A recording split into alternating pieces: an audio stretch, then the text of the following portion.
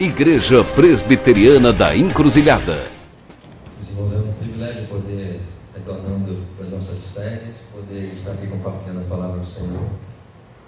Embora não houve um devido descanso físico, mas a cabeça descansou um bocado. Não é fácil tirar férias com um bebezinho de 12 quilos para carregar no braço, né, meu amor? A gente malhamos um bocado nos primeiros dias, mas o Senhor nos abençoou e nós pudemos ter um tempo proveitoso em família, e isso foi muito, muito bom para a gente. Quero poder compartilhar com vocês o texto, está lá em 1 Coríntios.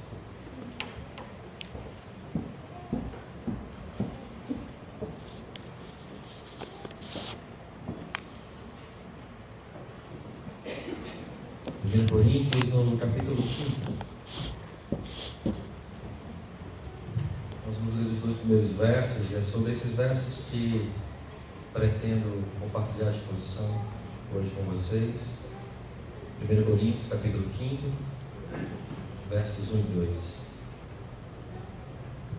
Diz assim a palavra do Senhor: geralmente se ouve que há entre vós imoralidade e imoralidade tal, como nem mesmo entre os gentios, isto é, haver quem se atreva a possuir a mulher de seu próprio pai. E contudo, andais vós ensoberbecidos e não chegastes a lamentar, para que fosse tirado do vosso meio quem tamanho ultraje praticou? Vamos fechar nossos olhos, nós vamos orar. Nossas crianças vão poder se retirar agora. Convido-as a vir à frente.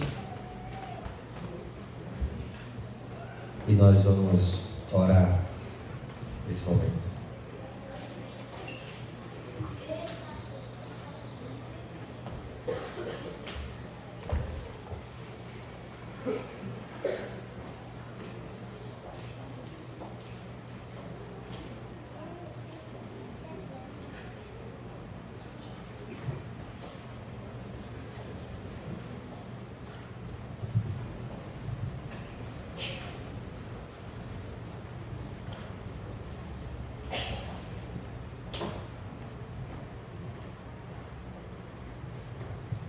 Vamos orar então pelas nossas crianças e que o Senhor também tenha misericórdia de nós e se compadeça, possa aplicar a sua palavra em nossos corações. Saímos daqui então moldados pela palavra do Senhor, assim como esses pequenos que aqui estão. Senhor Deus, nós te louvamos, Pai, por podermos estar juntos aqui na tua igreja, no dia que o Senhor separou para a sua solene reunião e adoração.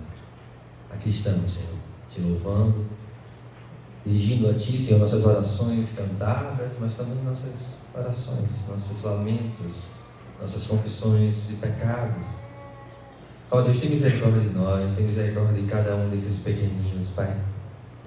Que possamos ser mais e mais forjados pelo poder do Teu Evangelho, transformados pela Tua Palavra. Que em tudo, Senhor, faça resplandecer em nós a luz do Senhor. Tem misericórdia de mim, Pai. Sou pecador e não sou digno da palavra que estou pregando aqui nesse momento, mas a pureza da Tua Palavra vai muito além das nossas iniquidades, e ela é verdadeira, e ela é eficaz, e ela nos lava e nos purifica de todo pecado. Nós cremos nisso, porque temos sido recebidos pelas Tuas muitas misericórdias, Pai. Te louvo, Pai, em nome de Jesus, Deus. Amém. Amém.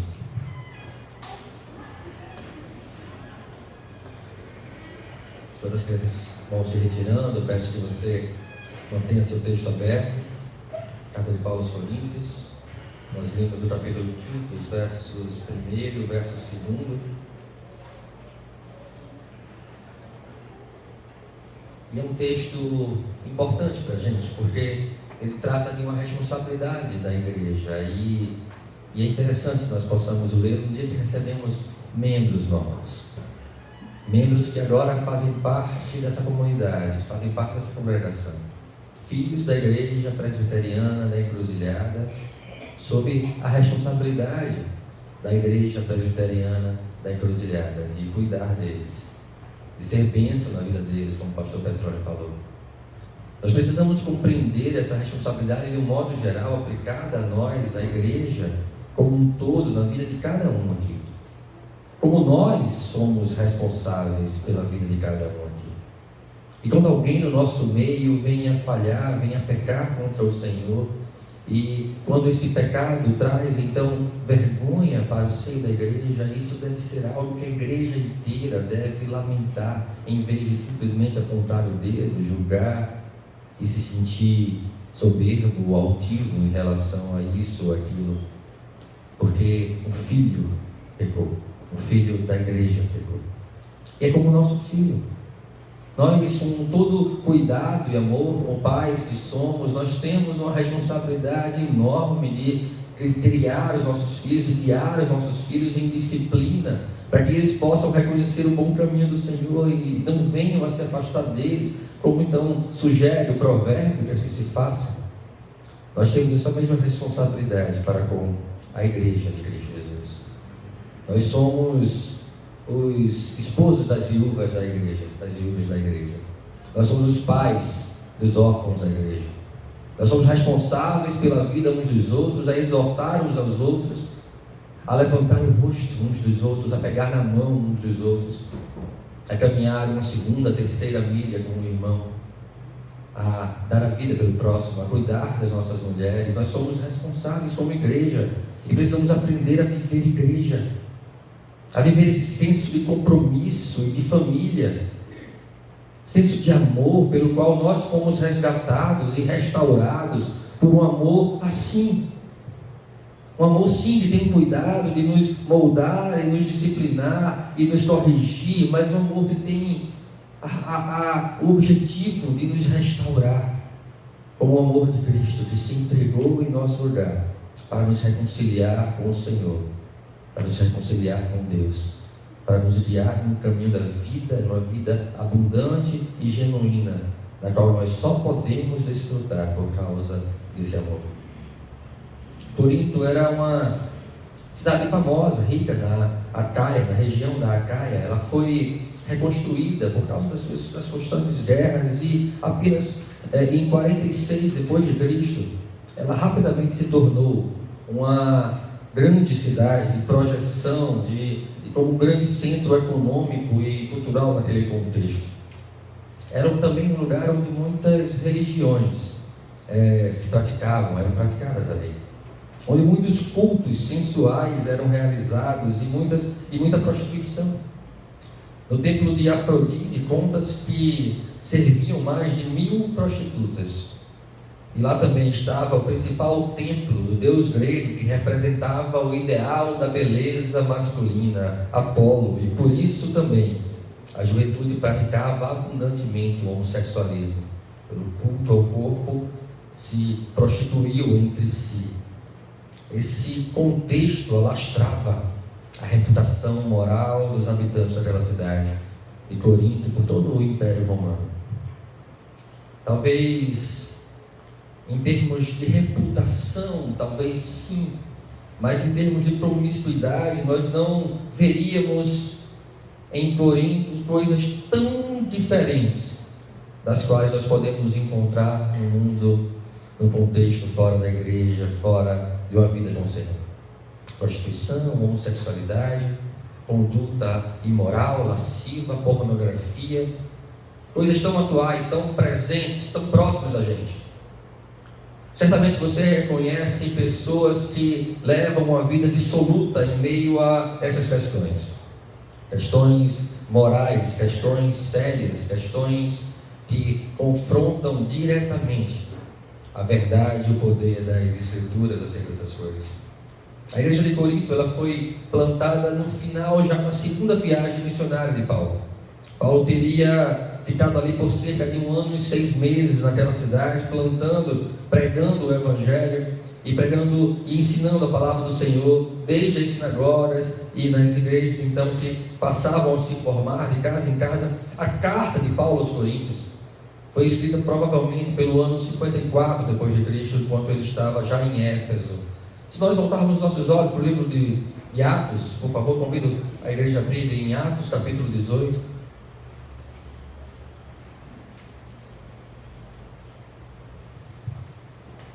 a partir do verso 1 do capítulo 18 de Atos, nós vamos ter uma narrativa que ele descreve a então plantação dessa igreja, ou o trabalho que Paulo exerceu naquele lugar.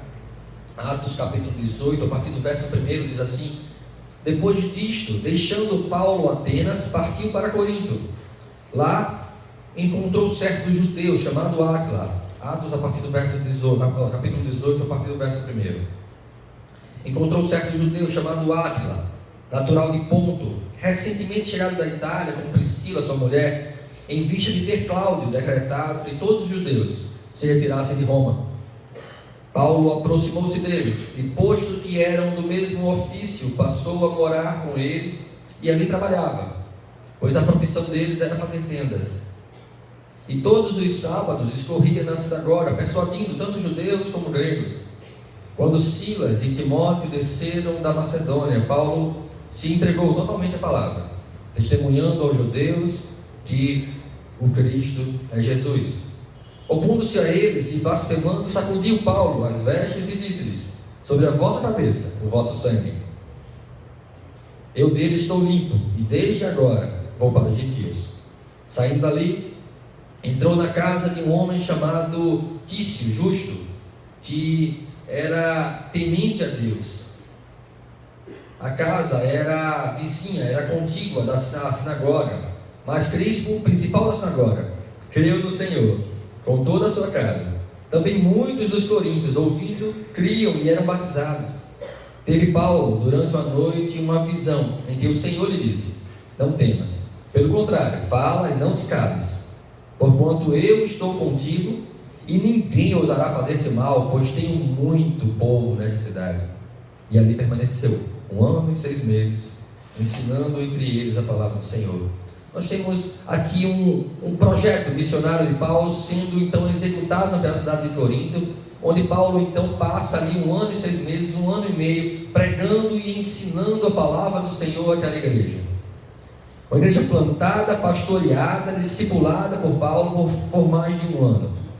Ensinada acerca de como as Escrituras eram então clareadas, eram então reveladas em Cristo Jesus. Tudo aquilo que eles conheciam de lei, conheciam, já que Paulo iniciou sua pregação nas sinagogas, eles tinham um conhecimento da lei dos judeus, né? E agora como isso se revela em Cristo Jesus. E Paulo também prega isso aos gentios. E a igreja começa a crescer, e a pregação da palavra começa a se espalhar, e vai se formando ali em Corinto uma igreja viva.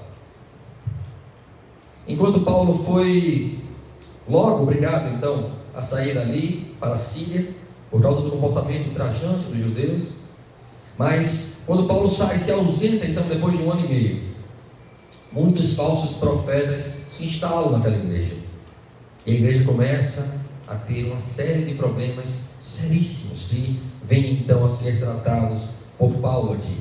Essa, embora nós tenhamos na nossa Bíblia como 1 Coríntios, como primeira carta de Paulo aos Coríntios, não teria sido o primeiro escrito de Paulo naquela igreja.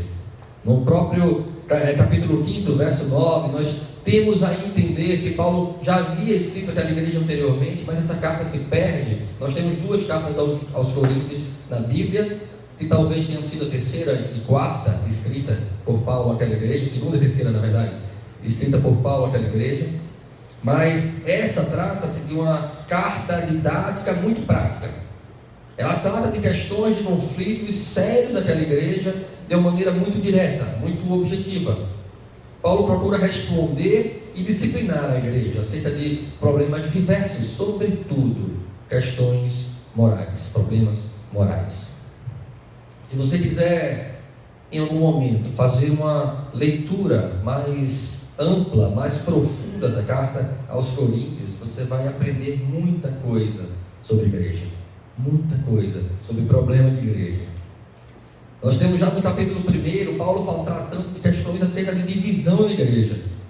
Havia pelo menos 4 grupos distintos, nós temos narrado isso no primeiro capítulo de Coríntios, e uns diziam de Paulo, e tratavam-se da ênfase da libertação do jugo da lei, tratava muito do evangelho da graça, de Paulo havia então ensinado ali. Outros mais intelectuais se diziam de Apolo, alguns legalistas se diziam seguidores de Cefas, de Pedro, e os espirituais, orgulhosos, distintos de todos os demais, se diziam de Cristo.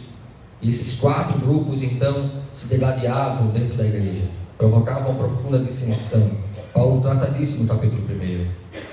No capítulo 6, Paulo vai tratar sobre libertinagem e devassidão, tratar de questões morais sérias dentro da igreja. No capítulo 8, Paulo vai tratar acerca dos alimentos contaminados, alimentos dedicados a sacrifícios de ídolos, como a igreja deveria proceder.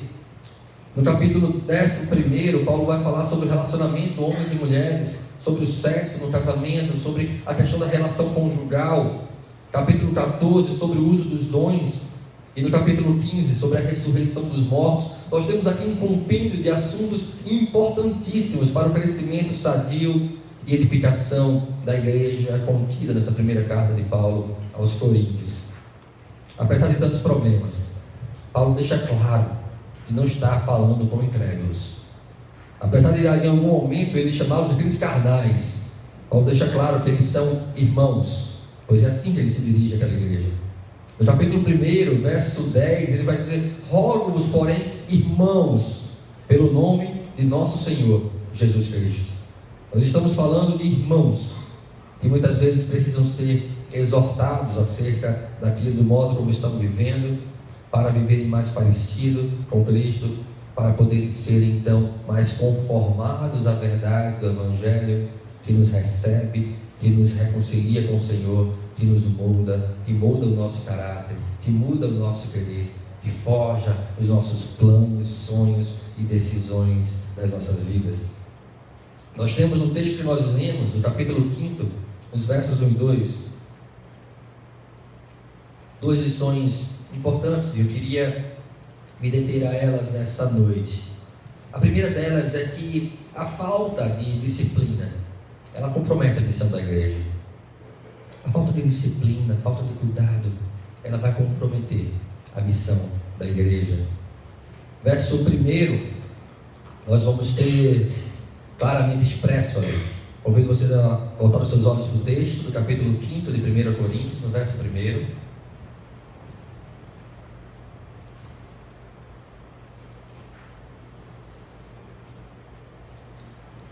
Onde nós temos escrito, vamos ler juntos, capítulo 5, verso 1. Geralmente se ouve que há entre vós imoralidade, e imoralidade tal, como nem mesmo entre os gentios, isto é, haver quem se atreva a possuir a mulher de seu próprio pai. Se nós pararmos para nos debruçar sobre esse verso, com cuidado de cada palavra, nós vamos entender que a palavra traduzida aqui por imoralidade, ela é a palavra porneia no grego, que dá origem à pornografia. E aqui diz respeito a uma imoralidade sexual, à fornicação, a um sexo, a uma relação sexual praticada fora do ambiente conjugal, no qual a palavra do Senhor de Deus abençoa. Nós temos aqui uma imoralidade sexual. A tradução standard do inglês, ela traz exatamente isso, imoralidade sexual.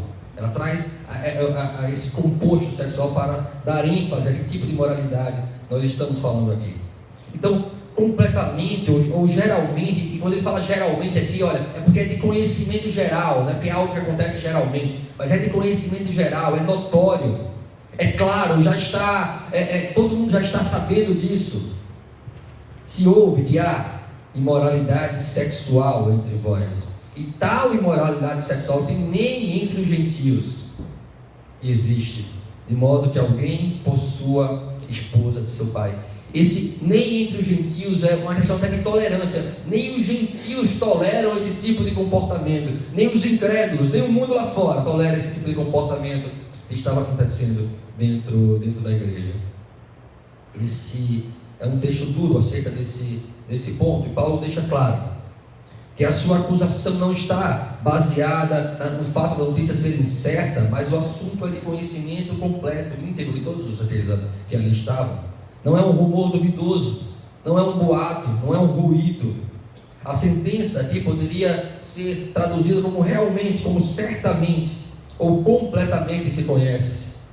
Trata-se de um fato óbvio, que é conhecido em toda parte. O texto não deixa claro se a mulher foi seduzida a um ato circunstancial, ou se aquilo se tratava de um caso prolongado. O texto não deixa claro sobre isso, mas também não trata desse ponto especificamente. O fato que Paulo faz menção é que já era motivo de escândalo entre os incrédulos, entre os gentios. A questão que acontecera no seio da igreja, que não foi tratada pela igreja, apenas se fofocou sobre ela, sem um cuidado com os irmãos, sem um tratamento devido, sem a correção devida, estava sendo motivo de escândalo, de chacota. Completamente se ouve, realmente se foi noticiado. Essa primeira palavra da sentença, ela transmite o sentido de por inteiro, se conhecia a história toda. Aquela fofoca já havia chegado a todos os ouvidos.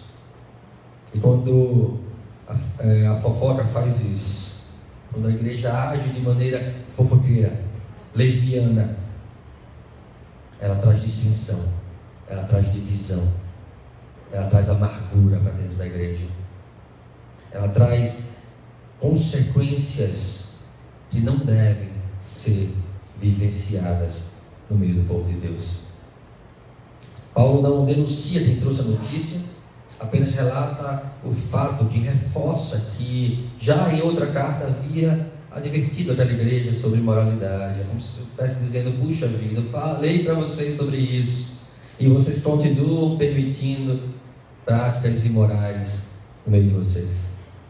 Sabe, se Paulo fosse escrever a nossa igreja, ou se Paulo fosse escrever sobre a nossa vida, escrever sobre algo que ele havia advertido em nossas vidas há tempos atrás, será que ele teria o mesmo sentimento de dizer: puxa vida, vocês continuam caindo na mesma coisa, vocês continuam fazendo do mesmo jeito? Quantas coisas na minha vida que eu já deveria ter deixado para trás, que eu ainda não deixei, que eu continuo cultivando, por falta de disciplina, por falta de exortação, talvez, por falta de tratamento dos meus próprios pecados. Capítulo 5, verso 9, mais adiante, Paulo vai dizer: já em carta vos escrevi, remetendo a uma carta anterior, 1 Coríntios, já em carta vos escrevi, que não vos associasseis com os impuros. Gente, não tenham relação com o impuro, é isso que Paulo está dizendo. Não se misturem em impureza, não tratem com essas coisas. Vocês não devem estar associados a isso. Cuidado com os relacionamentos de julgo desigual. Cuidado com os seus relacionamentos com os incrédulos, porque isso pode trazer consequências ruins para a sua vida, porque isso não é plano do Senhor, para a igreja do Senhor. Há imoralidade entre vós, disse Paulo. Os coríntios são repreendidos não apenas pelo pecado de um dos seus membros, mas pela permissividade de toda a igreja. Nota que Paulo aqui ele não está se dirigindo ao pecador, não está se dirigindo a quem cometeu aquele ato, está se dirigindo à igreja, dizendo: vocês estão sendo permissivos com o pecado, vocês não estão tratando dos pecados uns dos outros, vocês não estão tendo zelo pela pureza necessária que deve refletir o povo de Deus, estão deixando levar, estão deixando as coisas acontecerem no meio da igreja. Então, se o pecado começa a acontecer de maneira muito recorrente, acaba se tornando normativo. Mas isso é normal, isso todo mundo faz, porque não houve zelo de tratar lá no início, lá na raiz, lá no começo. São acusados de fechar os olhos para o fato que lhes devia causar repúdio. A imoralidade era um problema constantemente advertido por Paulo em suas cartas. Aos Gálatas, no capítulo 5, verso 19, ele vai dizer: ora, as obras da carne são conhecidas e são prostituição, impureza, lascívia e assim por diante. A palavra aqui para prostituição é a mesma, porneia. Em Efésios, capítulo 5, verso 3, Paulo escreve: mas a imundícia, e a palavra aqui para imundícia é porneia, e toda sorte de impureza ou cobiça, nem sequer se nomeie entre vós, como convém a santos. E tal imoralidade que sequer entre os gentios há, ou que nem os gentios toleram. de tal espécie que não acontece nem mesmo entre os incrédulos. Paulo menciona dessa maneira, para mostrar como aquela igreja estava deixando de lamentar e de se vergonhar, quando deveria estar lamentando e se vergonhando.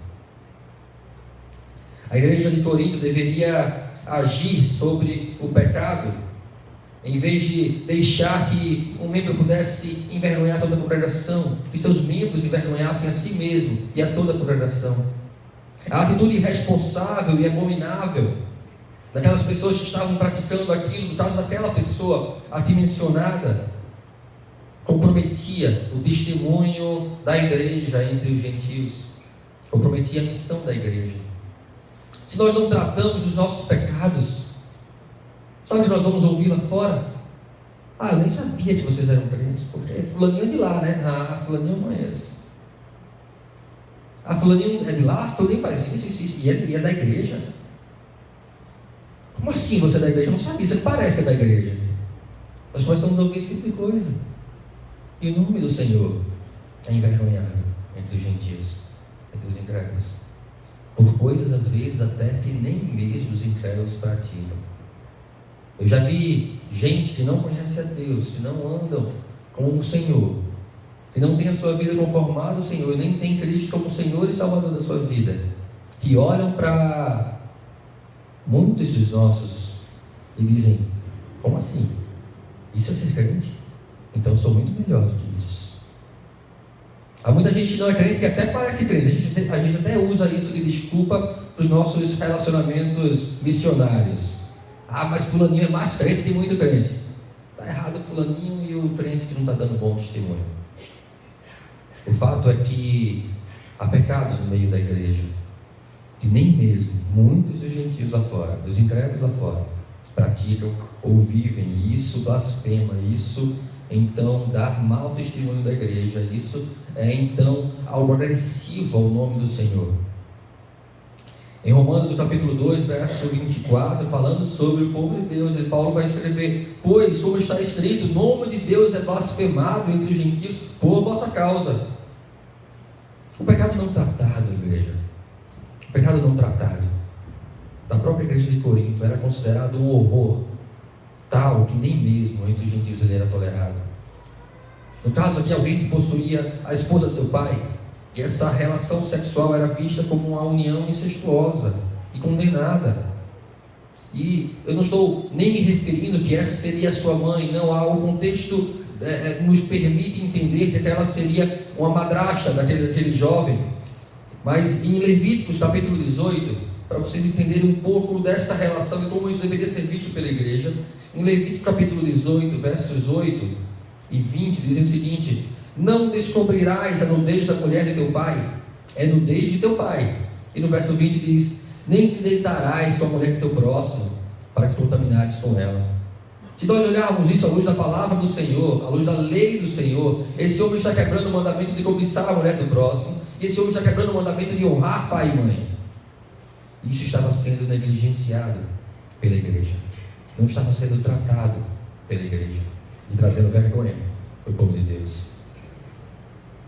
Em Deuteronômio, capítulo 22, verso 30, diz: nenhum homem tomará sua madrasta, e não profanará o leito de seu pai. A lei judaica, a própria lei judaica, condenava a morte e ao apedrejamento o filho que tivesse relação sexual propositadamente com a sua madrasta.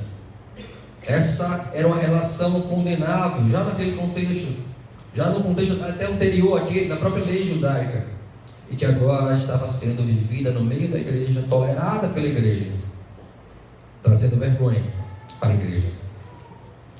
Enquanto Deus chama a igreja para influenciar o mundo, para ser sal e luz, ela é seduzida e influenciada pelas propostas morais pecaminosas e sensuais, que comprometem seus valores morais e seu testemunho e testemunho de Cristo. Enquanto nós somos chamados para sermos sal e luz, o que acontece é que muitas vezes nossos adolescentes, nossos jovens, nossos adultos estão sendo então seduzidos e influenciados por uma proposta moral pecaminosa. Seduzidos e influenciados por um contexto permissivo de pecado, de conversa torpe, de palavras que não deveriam fazer parte dos nossos ciclos de conversa, de companheiros que têm atitudes tão depravadas que não deveriam ser então associados à nossa conduta, à nossa vida, ao nosso dia a dia, mas que nós nos deixamos levar pela cultura dominante dessa geração perdida e pervertida, e isso vem entrando no seio da igreja. Imoralidade sexual tal que muitas vezes muitos dos gentios olham e têm aversão por esse tipo de conduta. A outra lição também que o texto que lemos nos traz, e no verso 2, vai nos ensinar que a falta de disciplina compromete a pureza da igreja. Se a falta de tratamento, a falta de disciplina compromete a missão da igreja, ela também compromete a pureza da igreja. Verso 2, vamos ler juntos? No capítulo 5 de 1 Coríntios. E contudo, andais vós ensoberbecidos, e não chegastes a lamentar, para que fosse tirado do vosso meio quem tamanho ultraje praticou. Olha só, o texto está falando de alguém que está ensoberbecido pelo pecado, alguém que está tão altivo, que calejou, cauterizou o próprio coração em relação ao pecado, que normatizou o pecado, que não percebe mais, não consegue mais identificar o que é pecado e o que não é pecado, por estar tão envolvido com aquilo, ou tão soberbo em relação àquilo. Uma igreja que não está fazendo o seu papel de igreja, quando vê o pecado, mas acha que não é com a gente. Não, foi fulaninho, não tem nada a ver comigo. Se nós somos igreja, fulaninho tem tudo a ver comigo. Se nós somos corpo de Cristo, cada um tem tudo a ver com o outro, com o seu próximo. E contudo, andais vós ensoberbecidos, estáis arrogantes, ou talvez uma tradução literal para essa palavra seria inflados, tão cheios de si, e muito mais, não lamentastes, para que fosse tirado do vosso meio quem tamanho ato praticou. Havia um motivo, porque os coríntios haviam negligenciado o tratamento daquele pecado, sua arrogância. Esse não foi comigo, estava muito claro naquela relação. Paulo havia criticado a arrogância dos coríntios já no capítulo 4, quando ele vai escrever lá no verso 6: e eu, irmãos, apliquei essas coisas por semelhança a mim e a Apolo, falando sobre a divisão, dizendo: olha, eu e Apolo, nós não temos nenhuma dissensão, vocês estão provocando em nosso lugar. Ele vai dizer: por amor de vós, para que em nós aprendais a não ir além do que está escrito, não vos ensoberbecendo a favor de um contra o outro. Em versos 18 e 19 diz: alguns se ensoberbeceram, como se eu não tivesse de ir ter convosco, mas em breve irei visitar-vos, e se o Senhor quiser, e então conhecerei, não por palavra, mas o poder dos ensoberbecidos. O fato é, e vós estáis arrogantes, presunçosos, cauterizados, inflados, orgulhosos, quando deveriam se sentir humilhados. Quando há pecado no meio da igreja, a igreja inteira tem que se prostrar e se humilhar, porque falhamos como igreja, porque falhamos uns com os outros, porque temos falhado no nosso compromisso de cuidar. Imagine, pessoas foram recebidas aqui agora como membros dessa igreja, sob o cuidado desta igreja, também com a responsabilidade de cuidar. Nós precisamos assumir a nossa responsabilidade como um pai que lamenta o pecado do filho, como um pai que olha: puxa vida, eu fui negligente, eu deveria ter tratado isso no início, eu deveria ter cuidado isso desde a raiz, eu deixei a coisa ir acontecendo, eu também tenho parte nisso. Não culpa, mas responsabilidade. E por isso nós temos que lamentar. E por isso nós temos que prantear os pecados uns dos outros. Paulo já os havia advertido que não possuíam qualquer motivo de vanglória pessoal, uma vez que todas as nossas qualidades eram provenientes tão somente da graça do Senhor. No capítulo 4, verso 7, Paulo escreve aos Coríntios: pois quem é que te faz sobressair? E que tens tu que não tenhas recebido? E se o recebestes, por que te vangloriares, como se não o tivesse recebido? Capítulo 8, verso 1, Paulo escreve: no que se refere às coisas sacrificadas a ídolos, conhecemos que todos somos senhores do saber. O saber ensoberbece, mas o amor edifica. O fato que nós precisamos ter em nossas mentes é que nós não temos motivos para nos sobressair, como Paulo aqui coloca, porque nada temos de nós mesmos. Tudo que nós temos, nós recebemos do Senhor. Se temos sido preservados do pecado, é porque o Senhor nos tem preservado. Se temos andado com o Senhor, é porque o Senhor colocou o seu Espírito Santo no nosso coração, e isso não vem de nós, é dom de Deus. Não há do que se soberbecer, não há do que se achar melhor que o outro, do que o que pecou, porque por nós mesmos estaríamos todos vivendo no lamaçal do pecado, condenados à morte e ao inferno. Por isso, quando alguém no nosso meio tem uma atitude diferente daquela que deveria, em conformidade à palavra do Senhor, é motivo de chegarmos juntos, de estarmos juntos, de levantarmos, porque se temos recebido, temos o que dar. Mas se de nada de Deus temos recebido, não temos o que dar.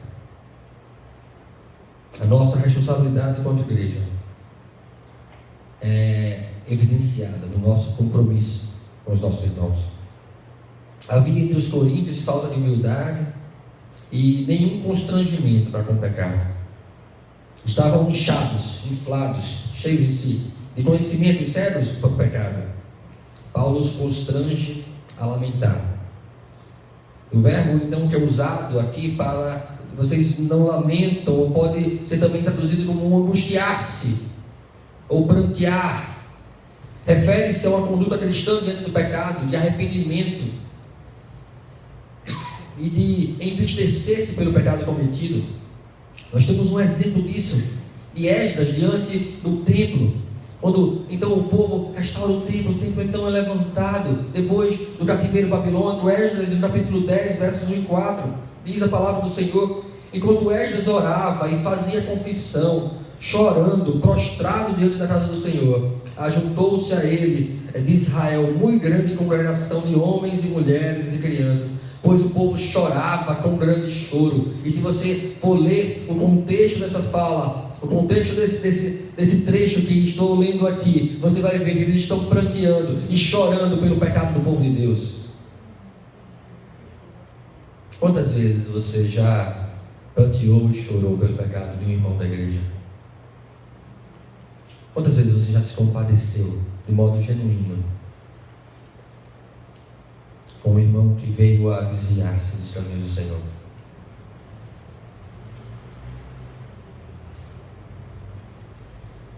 Ou será que estamos tão arrogantes no nosso pedestal de não é conosco, não é comigo, é com Ele, é entre Ele e Deus, e o pastor, e o conselheiro? Meus irmãos, nós precisamos ter uma postura de é comigo, é com cada um de nós. A nossa força está no nosso elo mais fraco. É ali que o cordão, é ali que a corrente arrebenta.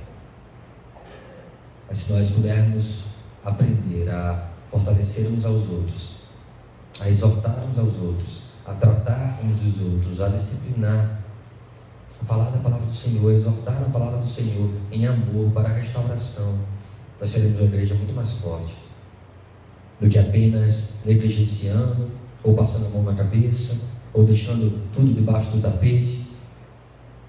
Uma hora isso começa a cheirar mal, começa a ser mal visto, começa a dar mau testemunho daquilo que nós deveríamos ser em Cristo Jesus. Paulo argumenta sobre o contraste de que onde há lamento não há glorificação. Aquele povo estava arrogante porque não lamentava. Se lamentasse, não estava arrogante.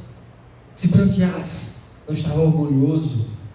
Paulo deixa claro que todo o corpo é infectado e corrompido, assim toda a igreja está humilhada pelo pecado como um pai é humilhado pela transgressão de um filho sobre o seu teto. Estamos todos sobre o teto da igreja presbiteriana da Encruzilhada. Estamos todos sobre o cuidado da liderança dessa igreja, mas sobretudo, cuidado uns dos outros. Paulo diz aos coríntios que deveriam lamentar e chorar, demonstrar arrependimento e tristeza piedosa pelo pecado do irmão.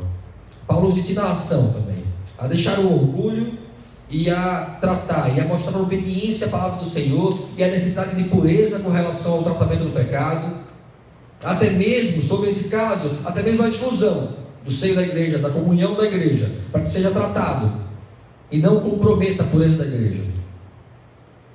Porque nós não devemos buscar mais agradar aos homens do que a Deus.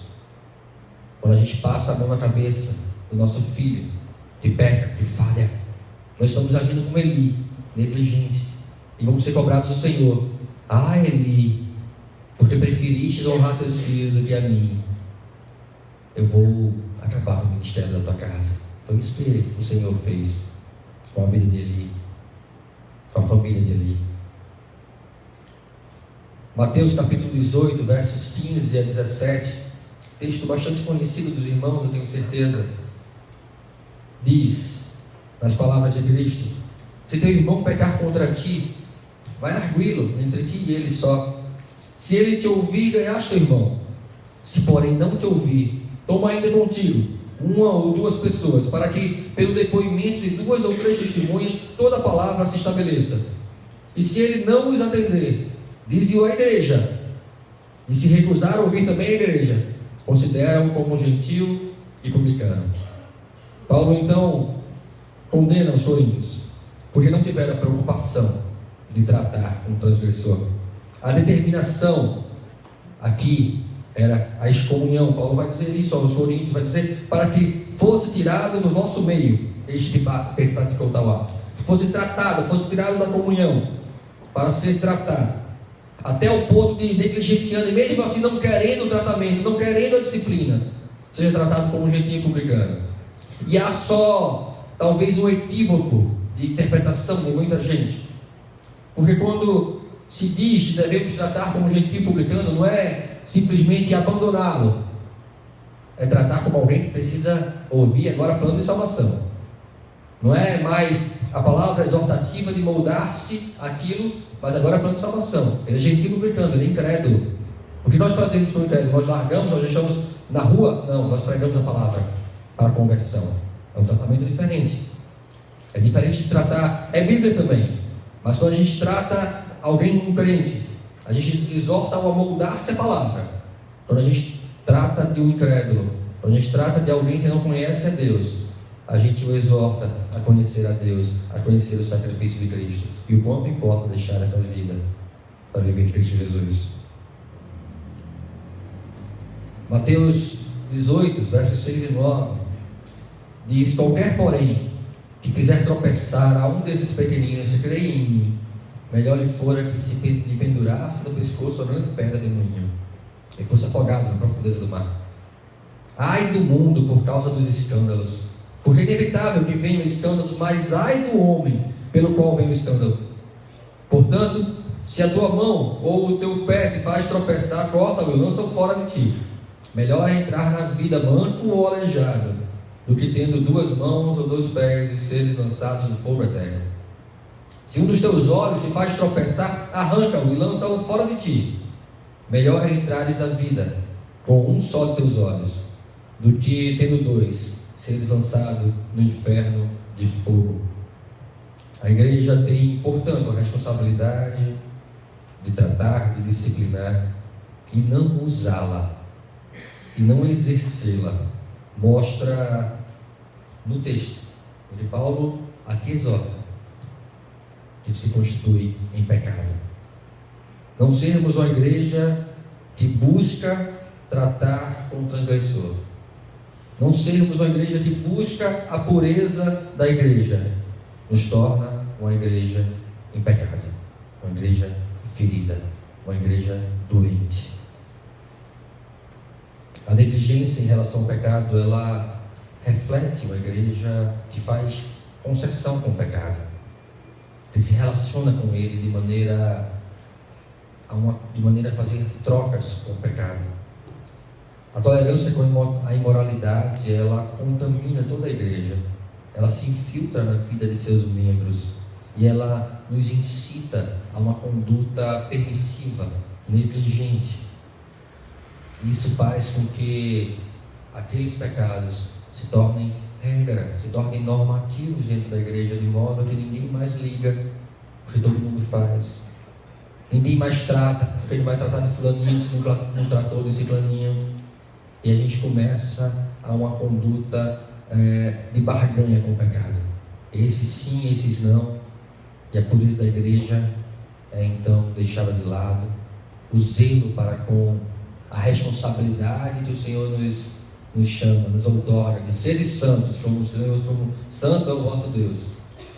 É então deixada de lado, negligenciada, porque a igreja está então doente.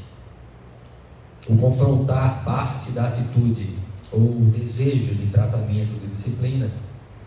Porém, muitas vezes o termo disciplina soa aos nossos ouvidos de maneira desagradável, de maneira cruel, mas principalmente se somos uma igreja mimada. Filho mimado não quer disciplina.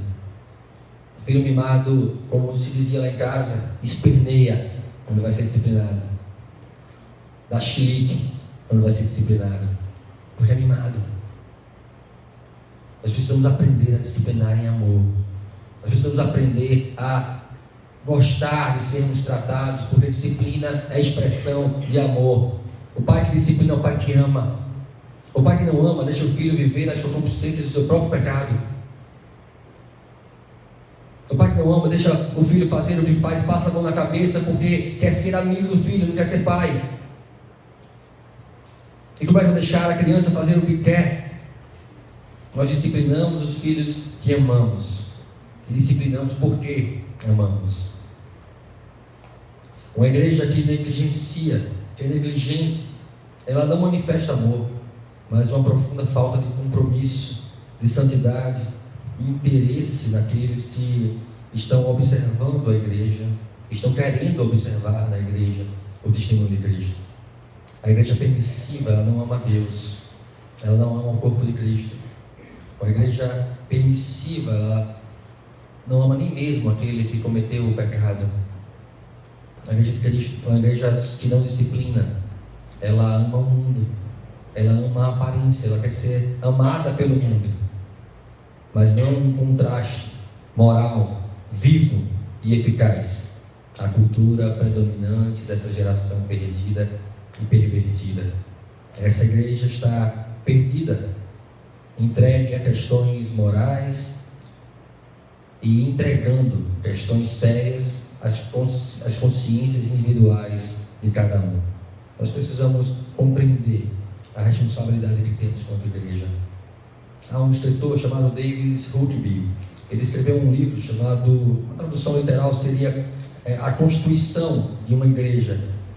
E ele diz nesse livro que enquanto as igrejas falharem em preservar uma membresia pura, enquanto eles se recusam a purificar os pequenos pedaços de ferimentos óbvios, enquanto eles também falharem em procurar reconciliar aqueles que poderiam ser excluídos, há pouca esperança para qualquer melhoria na condição das igrejas e boas razões para esperar que as igrejas se movam no sentido oposto ao de Cristo Jesus. Parecem duras as palavras de Paulo para com o tratamento sério que deveria ser dado ali. Parecem duras as palavras de Paulo com relação à igreja de Corinto, com relação ao pecado. Há um escape para esse tratamento, há um escape para o objetivo final para essa disciplina. E se abrirmos nossas Bíblias, lá na carta 1 João,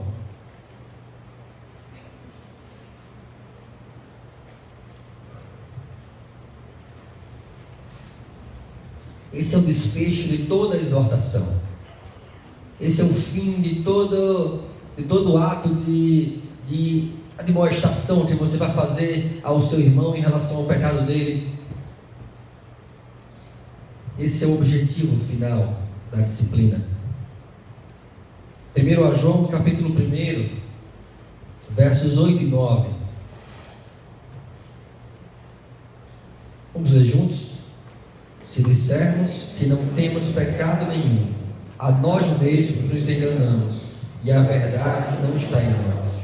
Se confessarmos os nossos pecados, Ele é fiel e justo para nos perdoar os pecados e nos purificar de toda injustiça. E louvado seja Deus pelas suas muitas misericórdias, porque Ele é fiel e justo para nos perdoar o pecado individual, como igreja, e nos purificar de toda injustiça.